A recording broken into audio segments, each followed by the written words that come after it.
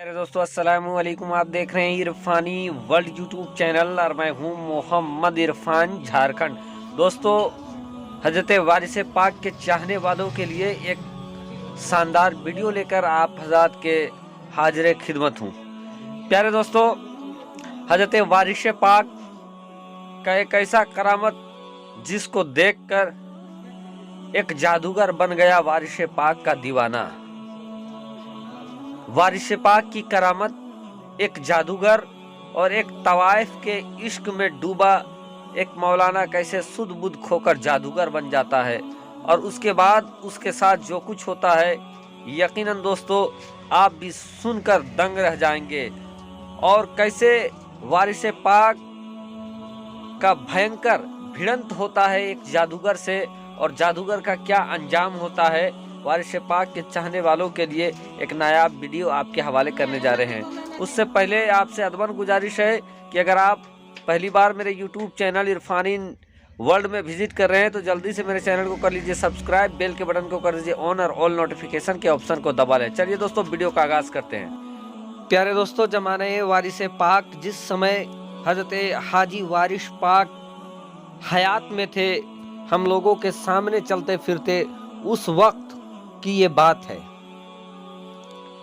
एक इंसान जिसको तुर्की भाषा सीखने की बहुत शौक था, वो ये चाहता था कि तुर्की भाषा में उसको महारत हासिल हो जाए, और इसी जुस्तजू को पूरा करने के लिए वो इंसान एक अच्छे उस्ताद की तलाश में था। बहरकैफ एक मायनाज दरसगाह में उस इंसान को पता चला कि एक शख्स है, एक सियाह शख्स है जो तुर्की भाषा में महारत रखता है। लेकिन जब वो उस दरसगाह में गया तो उनके बारे में ये पता चला कि वो इंसान, वो मौलाना जिसको तुर्की भाषा में महारत हासिल है, वो बहुत कम गुफ्तगू करता है। अक्सर वो अपने कमरे में बंद रहा करता है और अजीब कैफियत में रहा करता है। बहरकैफ ये इंसान बहुत जुगाड़ लगाने के बाद उस इंसान तक पहुंच जाता है, उस मौलाना तक पहुंच जाता है। अब जब उस मौलाना तक पहुंच जाता है तो वो मौलाना भी उनको तुर्की भाषा सिखाने के लिए तैयार हो जाते हैं। लेकिन वो इंसान ये बताता है कि जब भी मैं अपने उस इंसान के साथ रहता, अपने उस्ताद के साथ रखता, तो अक्सर बेशतर वो मेरा उस्ताद या वारिस, हक वारिस और वारिस पाक के कसीदे पढ़ता रहता और अजीब कैफियत में आ जाता।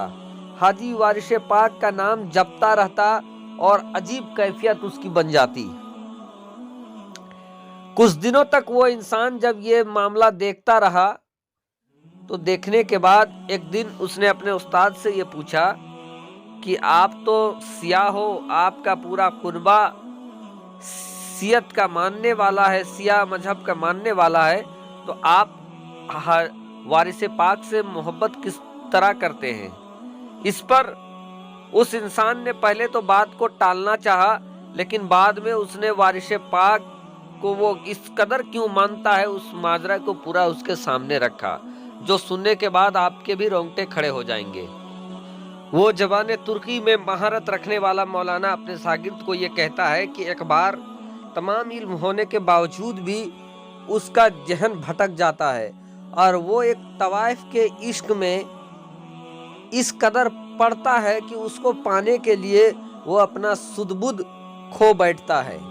अपने बाप दादा का जितना दौलत था, सारा दौलत उसके पीछे वो लुटा देता है, लेकिन उसको हासिल नहीं कर पाता है।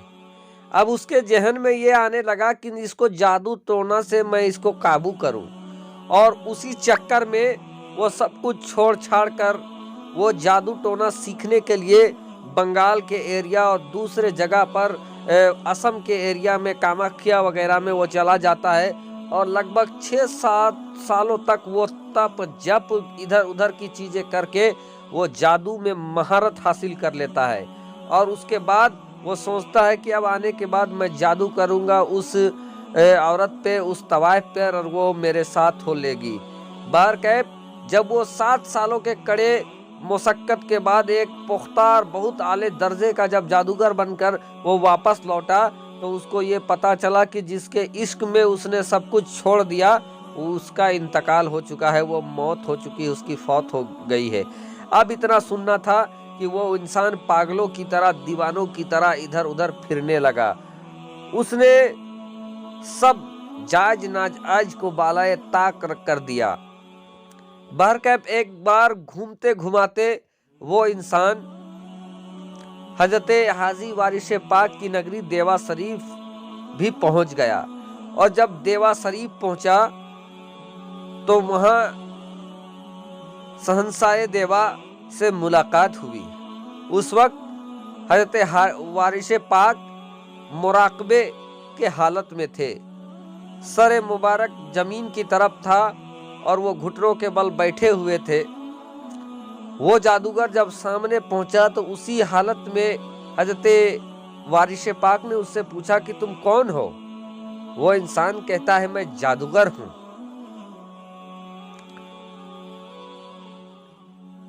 تو وارث پاک اس سے کہتے ہیں کہ تم اپنا جادوگر اگر ہو تو تم کچھ جادو دکھاؤ۔ اتنا سننا تھا کہ ایک بھینس آگے سے پار ہوتے رہتی ہے، اس پر وہ انسان جادو کرتا ہے۔ جیسے ہی جادو کرتا ہے کہ وہ بھینس زمین پر گرتی ہے، منہ سے اس کے خون نکلنے لگتا ہے اور تڑپڑانے لگتا ہے۔ اتنا سننا تھا، اتنا دیکھنا تھا کہ وارث پاک کو جلال آنے لگتا ہے اور وہ کہتے ہیں یہ غلط ہے، یہ غلط ہے، یہ غلط ہے، اس کو روکو۔ اتنا سننا تھا کہ وہ انسان اس بھینس سے جادو ہٹا دیتا ہے اور اس کے بعد وہ بھینس بڑی مشکل سے اٹھ کر کسی طریقے سے وہاں سے چلی جاتی ہے۔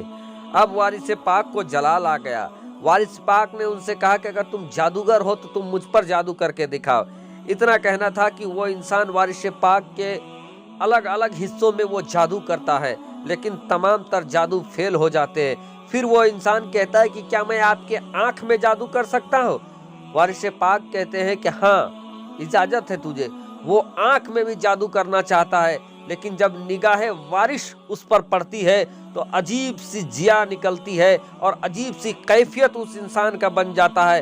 وہیں تڑپڑا کر وہ زمین پر گر جاتا ہے اور وہ بے ہوش ہو جاتا ہے۔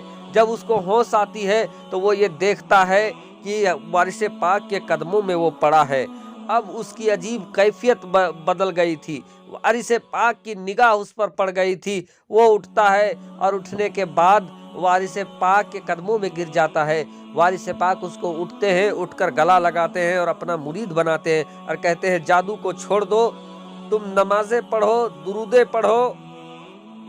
پھر کیا تھا، وہ انسان سب کچھ چھوڑ کر وارث پاک کا دیوانہ ہو جاتا ہے، نمازیں ادا کرنے لگتا ہے، تمام گندگی اس کے دل سے، دماغ سے نکل جاتی ہے اور وہ کہتا ہے کہ اس دن میں نے جو نماز ادا کیا وہ لطف حاصل ہوا جو آج تک مجھے لطف حاصل نہیں ہوا، اور اس دن سے میں وارث پاک کا دیوانہ ہو گیا ہوں اور ہر سمے یا وارث حق وارث کہتا ہی رہتا ہوں۔